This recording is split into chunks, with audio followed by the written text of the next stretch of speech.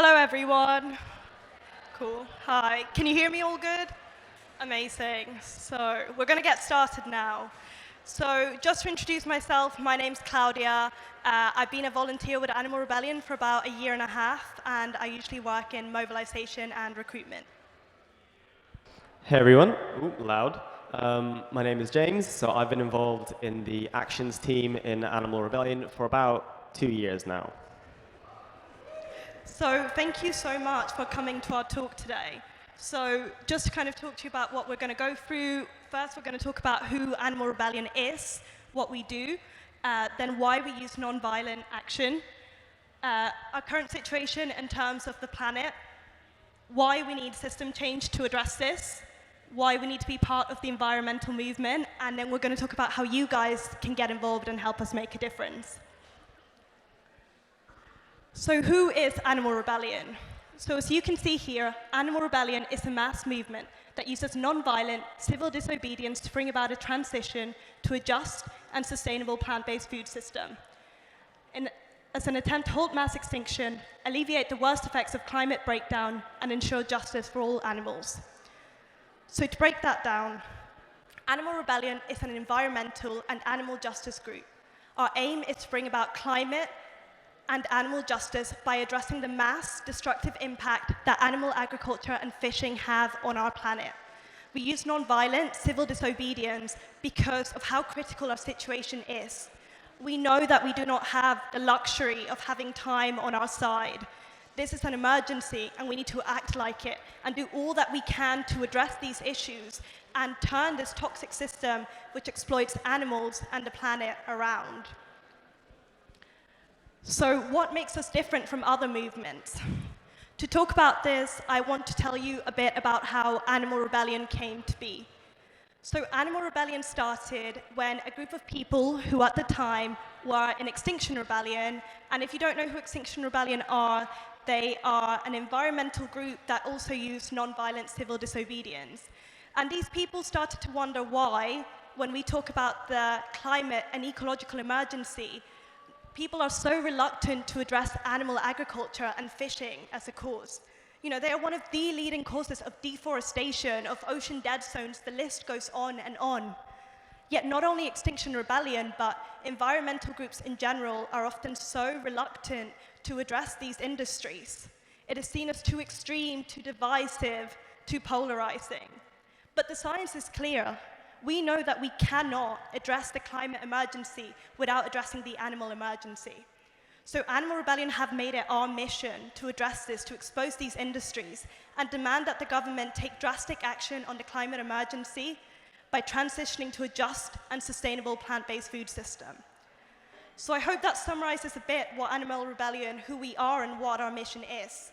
I just want to take a quick minute to tell you about myself and how I got here. So as I said, my name's Claudia, I'm 23 years old, and like many people, I grew up absolutely loving animals. And for a long time, that was my motivating factor in this. I went vegetarian when I was 13 and made that connection of where meat comes from, and then a few years later, when I understood how exploitative and how much suffering the dairy and egg industry caused, I went vegan. And for a while, I was really content with that. I felt like I was doing my part. But then I understood that these industries were still going on, and not only that, but I began to educate myself on the damaging, destructive impact that they have on our planet. And I realized that what I was doing was not enough. So I began to see what I could do. I looked at different environmental organizations, but I kept being so frustrated by that fact that none of them were willing to address animal agriculture and fishing, until I found what was, to me, this amazing group, Animal Rebellion, that were willing to address these issues, that were willing to fight for climate justice and animal justice, and understood that they are in fact not separate issues, but are deeply connected, and that we cannot address the climate emergency without addressing the animal emergency. And for me, that's when things clicked into place.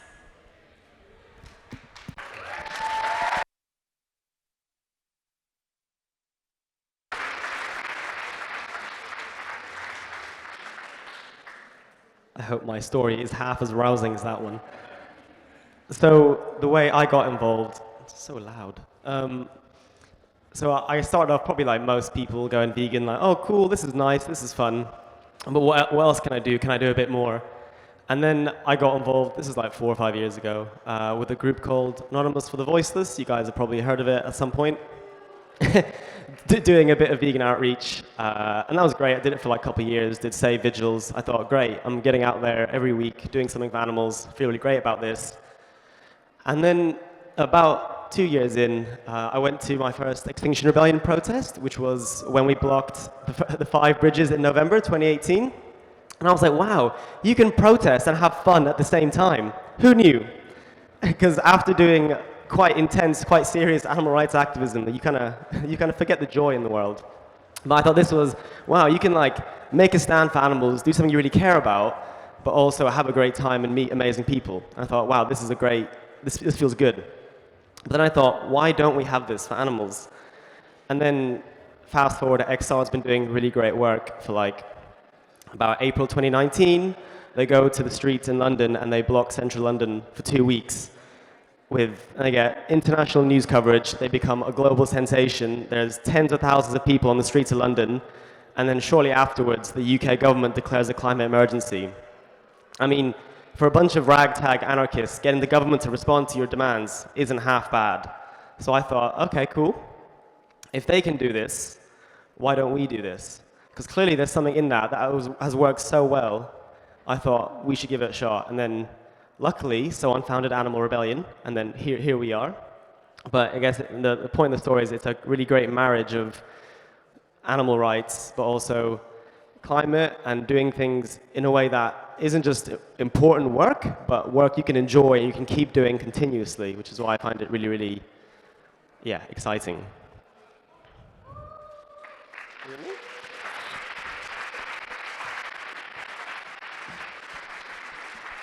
Cool. And on from that thread, I guess the biggest difference about Animal Rebellion is that we take non-violent direct action. So an example of that is, if anyone's seen the bamboo structure next to our tenty area, so we make things like that. We put them in front of McDonald's centers to stop them sending out food. We take direct action to actually stop the industries that are killing animals and destroying our planet.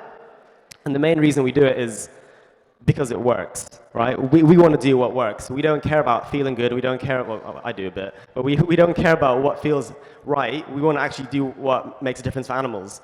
And for us, we think that's taking civil disobedience. And so this is a nice YouGov poll. So this is concern for the climate. And you can see, since XR was born and the big protests in April, if you just look at how much more people care about the climate because of the attention they put on this issue, I mean, to me, that's amazing. If we can have anywhere near that same impact, that is unbelievable. So for us, that's exactly what we want to do. We want to take action, get into the news, get into the media, and get people talking about the issues. And obviously, there's examples in history of when this has worked. The civil rights movement, Otpor, and then there's some great research we'll touch on saying that any nonviolent movement that gets 3.5% of the population to participate has never failed to succeed in its aims. But 3.5% is a lot of people, but people have won with much less than that as well. And in terms of what we've achieved so far, oh no, this one. Oh no, come back. Oh my God. Great, this one. So this is just like a recap of one of our years. So we got into 180 press appearances across various media outlets. And this is like, I think, pretty good for a relatively ragtag group of 10 people working on a really, really small budget compared to most animal charities. We literally done interviews with Sky News, BBC, been on CNN, been in The Guardian, Metro, whatever, you name it, we've probably been in there a couple of times. And this goes to show, if you want to get the message out there and get people talking about the issues, non-violent direct action works. And it's a really easy, effective, and I guess kind of cheap way of getting a message out to the world. Yeah, this is an action from Smithfield. I'll just keep going. And in terms of examples, this is our first blockade of McDonald's. This is May 21st. So we've blocked 4 sites in the UK, all McDonald's sites at the same time, to the point where they actually ran out of food in stores the next day and had to shut down. Yeah.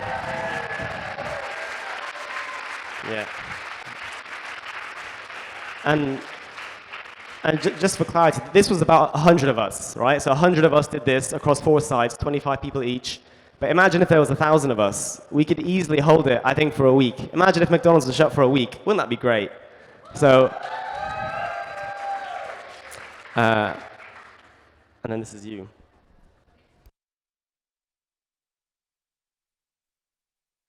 Is it? Oh, there we go. So slightly less cheery now, but I'm going to talk about this sort of situation that we find ourselves in this crazy world we live in right now. So I'm sure many of you will have seen or heard about the most recent IPCC report that came out earlier this month. To summarize, it's really not good. But the thing is, a lot of the information that has come out is not new information. It's things that we have known for decades.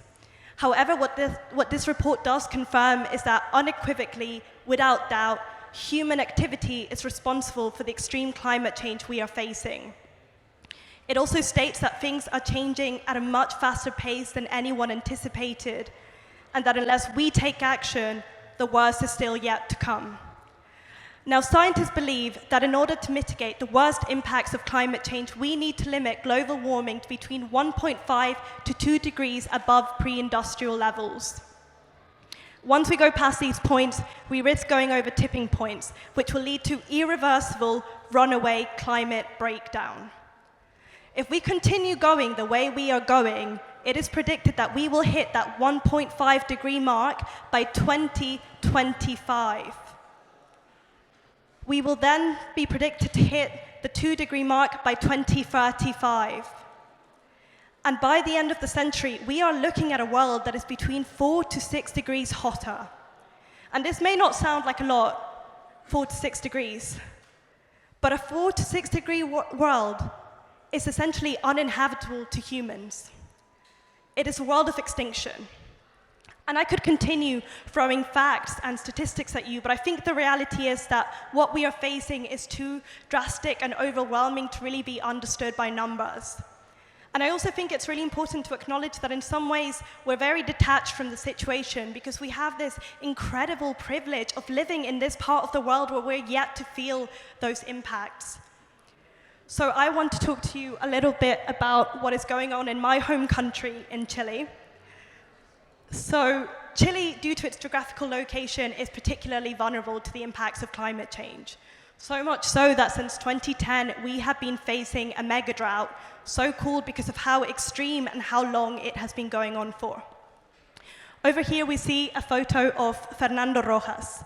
He grew up his whole life next to this incredible lake, which used to be 4 times the size of Central Park in New York. As you can see, now almost completely dried up. What this means is that people in that community have had struggles accessing water, have been unable to grow food. And not only this, but it means that the land is vulnerable, which means that we have had raging wildfires that have burnt over 23,000 square miles of forest. And there's no signs of it getting better anytime soon. And Chile is not alone. 2021 has shown us countries and communities all around the world being impacted by climate change.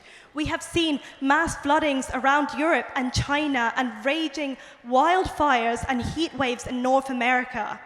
Nowhere is safe, not even here in the UK. And even with that knowledge and knowing what is happening, our governments are still refusing to take action on the climate crisis. Instead, they choose to continue funding these destructive industries such as animal agriculture. The truth is that climate change will be felt all around the world. And as I said, this is only the beginning, unless we choose to act now. So let's all come together. And now James is going to talk about why we need some system change.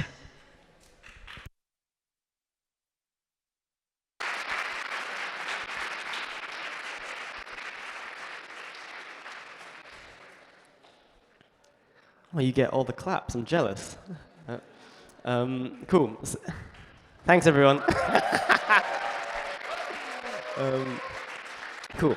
So the next bit is going to be a bit about, why we need system change. And when I say system change, I mean change to our economic, political systems, change the way corporations do things, I guess like larger scale things if it's not really obvious. Basically more than just me and you changing our lifestyles. And the first great graph, I'm sure we'll be happy to know, plant-based products. We're buying more of them. Yeah, great, we're selling more. Good vibes, right? This is really positive news. And this is only 2016, 2017, and it's about quadrupled in that time period, or tripled.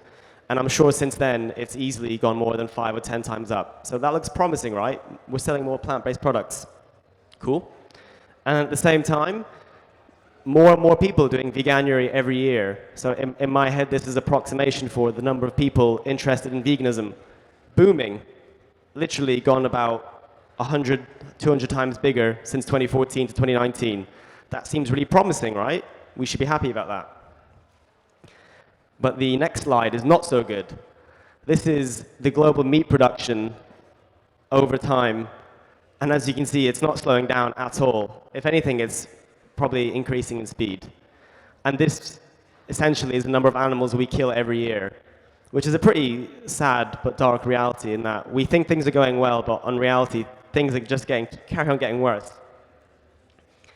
And for me, this is a really big reason why this should be the graph that we should care about. It's irrelevant to me how many people want to be vegan for a year or how many plant-based products we sell.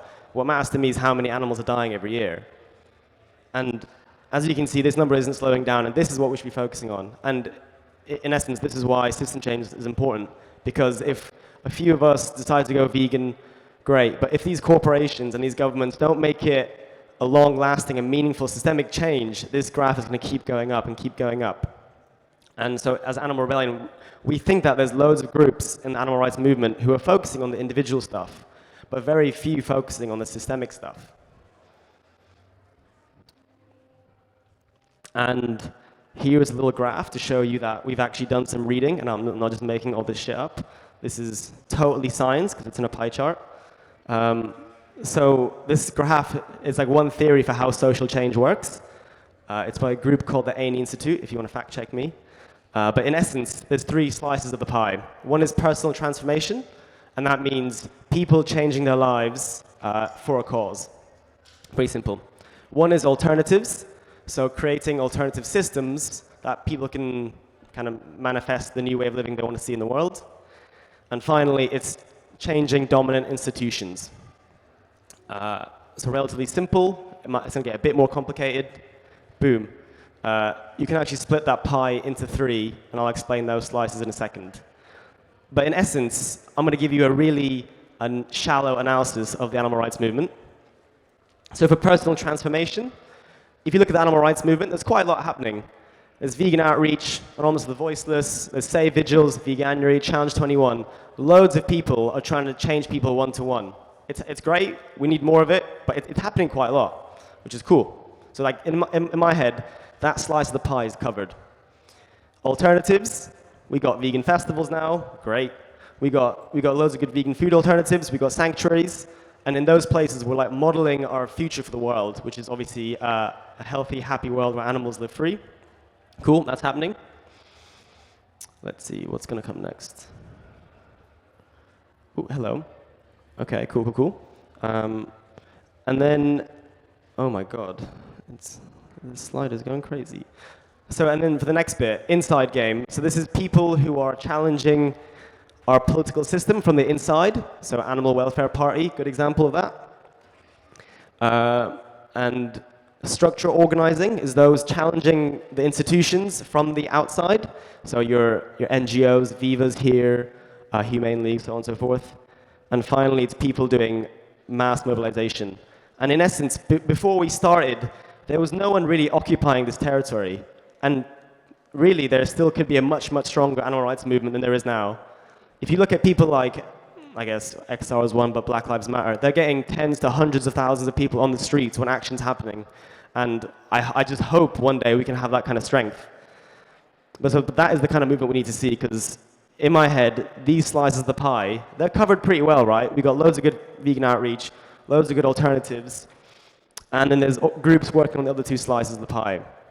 But we see this, the mass mobilization, as the really key neglected area.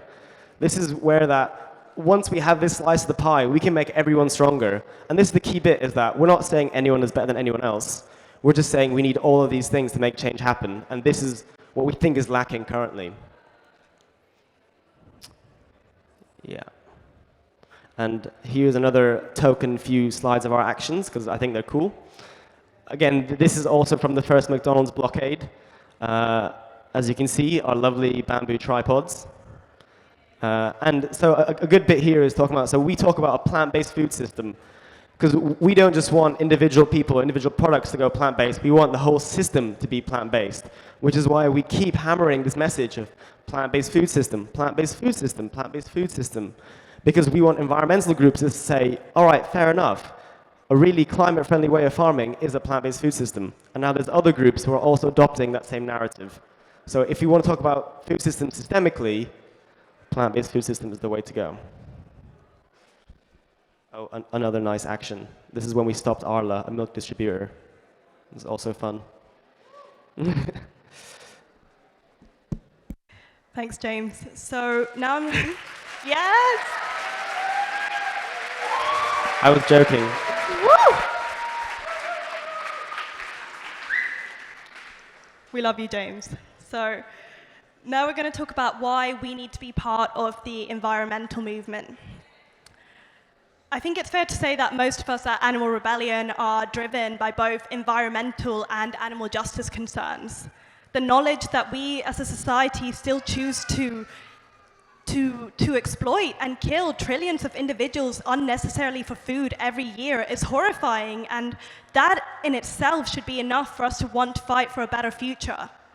So why then do we need to be part of the environmental movement?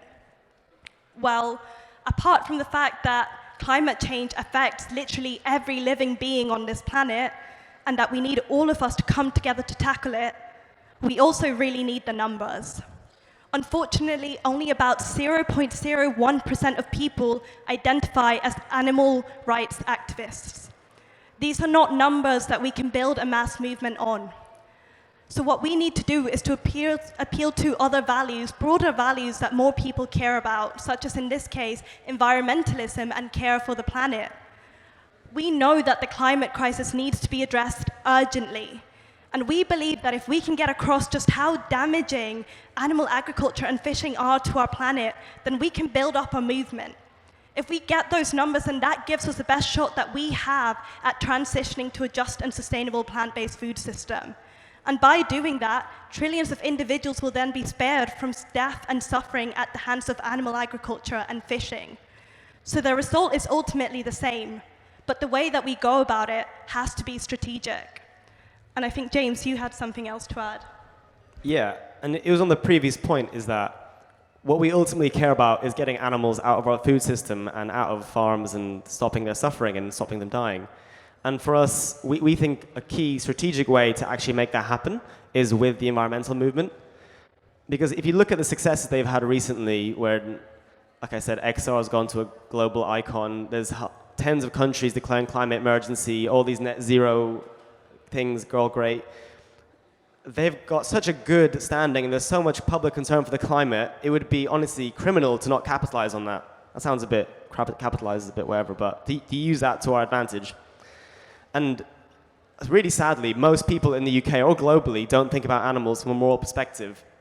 And honestly, I think if we went down the moral argument for animals, it could take 30, 40, 50 years, because I don't think humanity's morals moves that fast.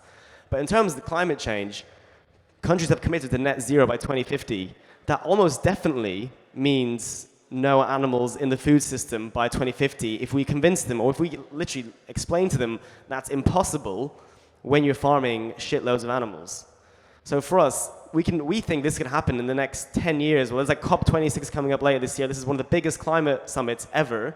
And we think if we can embed that idea that animal farming and climate friendly does not go together, we think that is such a huge opportunity.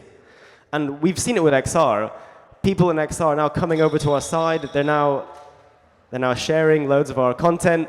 Like, in terms of like the global reach we've got, when XR Global shares our stuff to 500,000 people saying meat and dairy equals climate crisis, we're imprinting that into everyone's brains and imprinting that into the brains of politicians to say, yes, we also need to transition to a plant-based food system.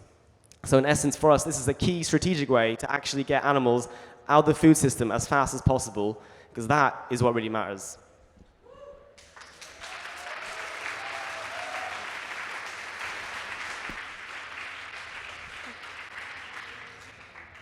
So what now? I realize that we've thrown a lot of information at you, some of it quite distressing maybe, and not always the easiest thing to digest. But I think what's really important to remember is that what happens now is up to us. History is filled with all these amazing social movements that succeeded despite all odds and managed to change the world. So let's not give up. Let's come together and take action. Starting on the 23rd of August, as in this coming Monday, Animal Rebellion will be taking to the streets of London. We're going to protest. Yeah. We're going to protest and take direct action to tell the government enough is enough. We need active, drastic action on the climate crisis, and this means transitioning to a just and sustainable plant-based food system. So we have a coach going from vegan camp out. We want as many of you in there as possible joining us to say enough is enough. We know that another better world is possible, but only if we act now and make it so.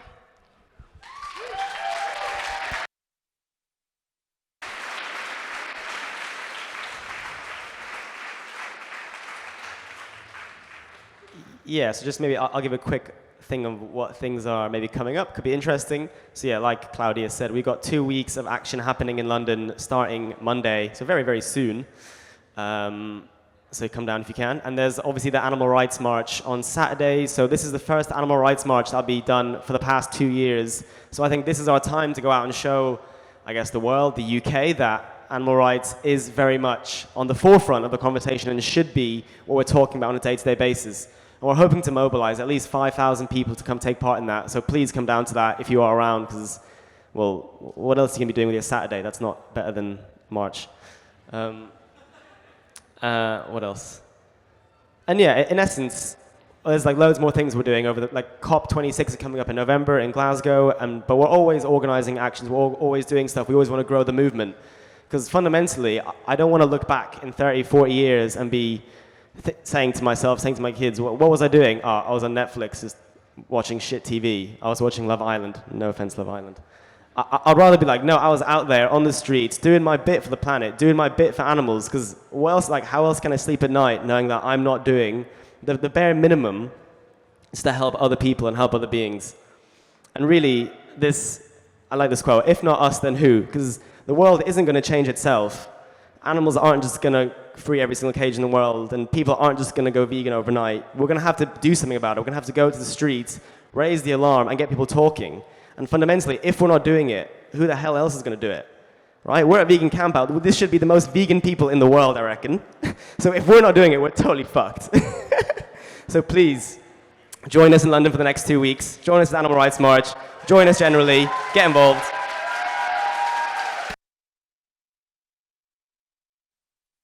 So now we wanted to give you guys an opportunity to just ask any questions. If there's anything people want to talk about, I think James is going to run around with the microphone. So if anyone has anything they'd want to say, if you could raise your hand.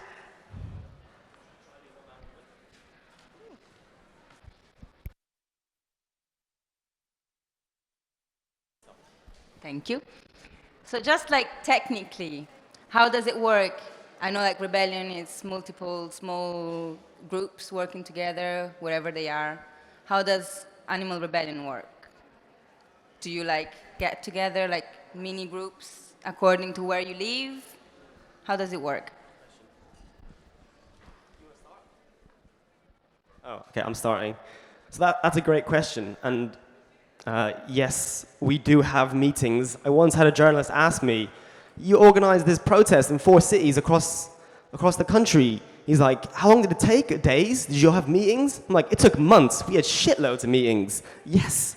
So yeah, we do have teams, and like, I'm in the actions team, Claudia's in recruitment, so we have various different things you can get involved in. There's like social media, arts, recruitment, press, pretty much tech, if there's a function you can think of that happens in a company, we probably have something similar, but more fun and more chill. So there's that element, and then there's also the local groups or hubs. So we have hubs in like London, Bristol, Manchester, various other places across the UK, but also across the world. We've got some great groups in like Czech Republic, Germany, Netherlands. So it kind of depends on how you want to get involved, but sometimes you might find a group. Barcelona, we've got Nunu from Barcelona right here. So yeah, basically, yeah, it's kind of formed the teams, maybe 6 to 8 people. You work on your little section, and then together you form the collective group, and then you also have the local thing. So there's many ways to get involved, no matter like what your capacity, and obviously we want to build this as much as possible. So yeah, any free time you have to give is like very, very appreciated. I think you covered it pretty well. Does anyone?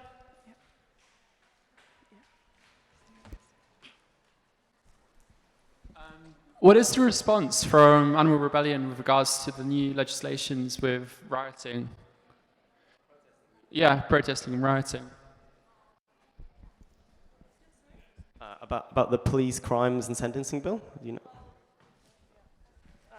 I mean, I don't know from like, can speak in behalf of everyone in Animal Rebellion, but obviously, like to me, it's horrendous. It's the complete like violation of freedom of speech, and I think we need to stand up against it while we still can. Coming from a country where like protesting is so much more dangerous than it is here, for me, it's like such a slippery slope where like you kind of give in that, and then like so much more gets taken away. So I think that regardless of what you're standing up for, we need to come together and fight this bill. Yeah. James agrees.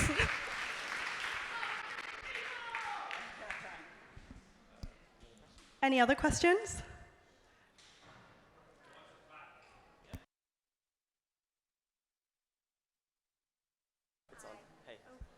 Hi, I wanted to know how your campaign to get schools and councils to go plant-based is going, please. This one is for you. Great question. So this campaign, we started in October last year. And the campaign was to get more plant-based meals in schools and councils across the UK, because Leeds did it, which is amazing. So they got one vegetarian or plant-based day per week in 180 primary schools, thanks to the work of ProVeg. So big up ProVeg. Yeah, big up. And we thought, great, if Leeds can do it, why don't we give that a crack in other councils? Because we got a relatively big network of volunteers across the country. And so started in October, and now we have that campaign running in about 40 councils across the UK, which is about 10% of all councils in the UK, which I think is pretty impressive. And so far, 2 councils have committed to 1 vegetarian day per week, which doesn't sound like a lot, but that's actually 30,000 kids in Hackney alone. That's in 100 schools. I mean, we worked it out. That's 1 million meals per year. That's changed compared to what wouldn't have been. So in terms of like systemic change, changing 1 million meals for literally, we had 2 meetings with the councillors to do that. I think that's pretty good going. And Brighton, thanks to the great work of Alison in Brighton have also committed to 1 day a week, and there's other councils where that's in progress. So Somerset and Harrogate are both in progress as well.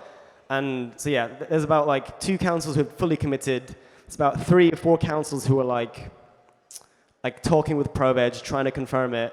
And there's about maybe 20 other councils working on it. But it depends how easy it is depending on your council. But if you do want to give that a crack, you can go on we have a website called Feed Our Future, or you can come to the stall and get a leaflet. Because in terms of talking to councillors, which is it's not too bad, but like changing loads of school meals easily, that's the way to go. I mean, it's just so easy, potentially. So yeah, it's going well. Everyone should give it a go. It could literally change 1 million school meals with like 3 meetings. Pretty good going.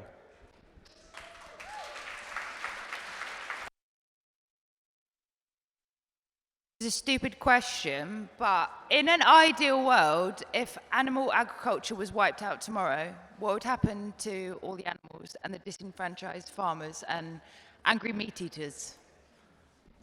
I can start on this one if you want.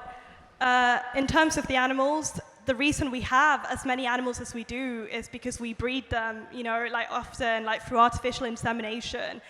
We wouldn't continue to have this number of animals, and I guess we'd have like sanctuaries that would take these animals in. In terms of farmers, the reason we talk about a just and sustainable transition is because it's not about leaving people behind. It's about helping people move forward to create this better world, which would include like the government supporting farmers to transition from animal agriculture to growing like vegetables. And in terms of angry meat eaters, they'll eat delicious vegan food and they will come around eventually. Okay, we'll do a question from the front, then we'll go back to the middle or back. Hi. I wanted to say that I think it's so incredible that you guys are mostly all in your early 20s in Animal Rebellion, and it's so incredible to see you up there and speaking so eloquently and articulately and answering all the questions. And I wanted to ask you that, do you find that you're getting any of the older, more middle-aged corporate generation wanting to get involved in Animal Rebellion? And if so, as oldies, how do we get involved if we can't climb up scaffolding and you know, get involved in more radical things? Like, what kind of help do you need from us oldies?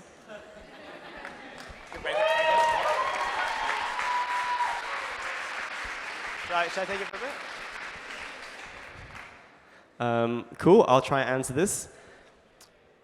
Well, yeah, we're definitely not all mid-20s. It's because of the vegan diet. We all look so young and youthful. I'm actually 65. No, but for real, we're like relatively diverse age-wise. But yeah, we do lean a bit young. But in terms of how you can get involved, well, there's literally, yeah, like I said, if anything, I would love more older people who actually have some work experience. Because some of us were like, how do we do press? How do we write a document? What the hell's a spreadsheet? So it'd be really nice to have some people who have some level of business background to actually do some proper management of stuff for us. So please, if you have any experience in the world of business, come talk to me. Sort us out. It's a fucking nightmare. But that's like the volunteering front. But in terms of doing actions, well, you don't have to climb a bamboo tower. You can also get locked on the ground. You can lie down for like 24 hours. It's pretty comfortable. We'll get you a pillow.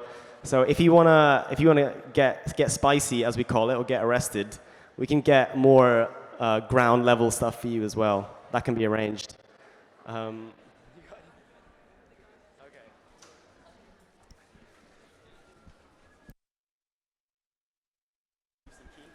Brilliant. Thanks, sir. I am one of those middle-aged, relatively new to the movement type of people. Even though I may look at 25, I'm way beyond that right now. So I want to bring my professional skills, and so we will have a chat later on.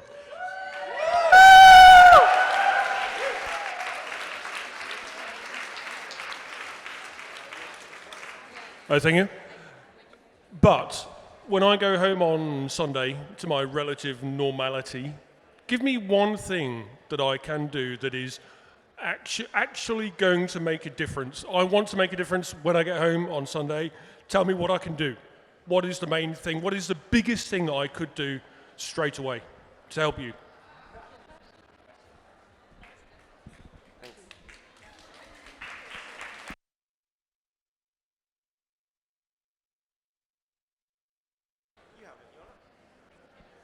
Oh, okay, Claudia doesn't want it. Well, I think just come to some actions, right? Get involved. I don't think that's the easiest thing. Come down, if you can, come down to London on Monday, get involved with the rebellion, come to actions. And if you can't come down on Monday, well then try book some time off for the next week. But also, yeah, I think get volunteering. I think volunteering, like you said, helping out in a professional capacity, that is so, so useful. And actually, we're going to have a little sign-up sheet afterwards on the table. So if you want to come, give us your email. And if you want to get more involved in terms of volunteering, knowing where the next actions are, taking time off for the next protest, please come find us. Because I guess for us, volunteering is really helpful because we need people to help build the movement. It's relatively easy to show up to a protest, but to organize 10 to 100 people to come to that protest and make it better for everyone else, that is the real important work. Because organizing people is really, really challenging and annoying. But if you can figure out a system or help us basically mobilize tens of thousands of people, that's what's going to change the world. So yeah, that kind of stuff.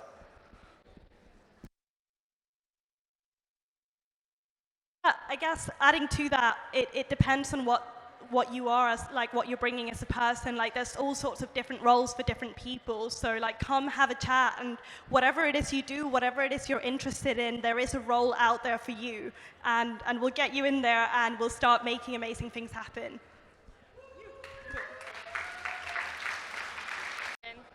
Okay, for those who can't go to London or anything, like, what can we do in our own hometown if, like, we haven't got groups? Because we want to make a change, and all these little hometowns just don't. And yeah.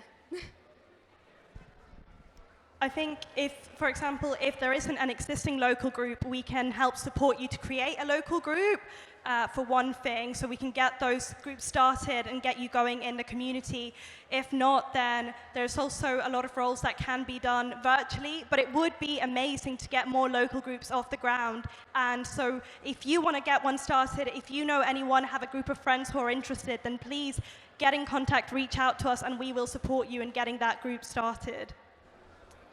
Yeah, I mean, all you need is like 3 or 4 mates or people you know who are into animal rights locally or into climate, and just say, hey, look, we should start working together, we should start planning something together, we should start doing some stuff. And it's as simple as coming to our stall, getting loads of posters, and going around your hometown and sticking loads of them up so you start seeing the movement, you start seeing the signs of how strong we are. So it can be literally as simple as get a group of mates, make a WhatsApp chat, talk to us, and we can try to link you up with more people and I guess keep that growing. So that's one avenue. Or like Claudia said, there's loads of remote, like virtual roles you can do as well, whether it's, yeah, loads of stuff. But yeah, 2 ways. Definitely, if you want to start a local group in your area, come chat to us. Okay, any more questions? Probably take a couple more. Yeah.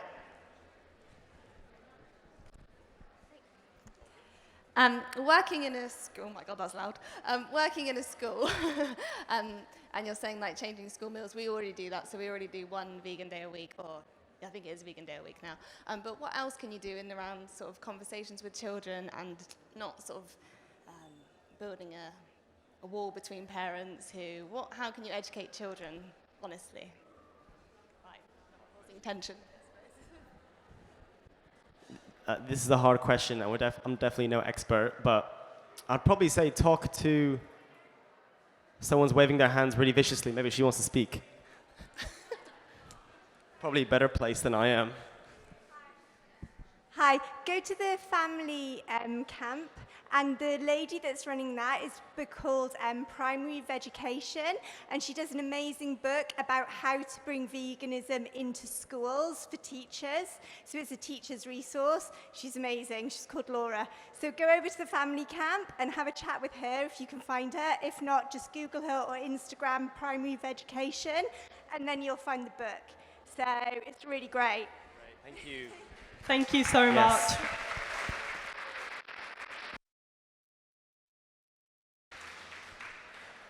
Any other questions?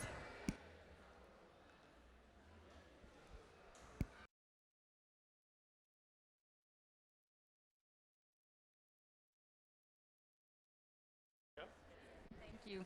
It's not really a question. I think it was more like to talk. I didn't understand the question that the gentleman asked before, but I didn't think it was quite towards getting in the movement and activism. I think it was like, what can I do actually when I get Sunday at home? So I thought maybe switching energy supply to Ecotricity, which is the only vegan one.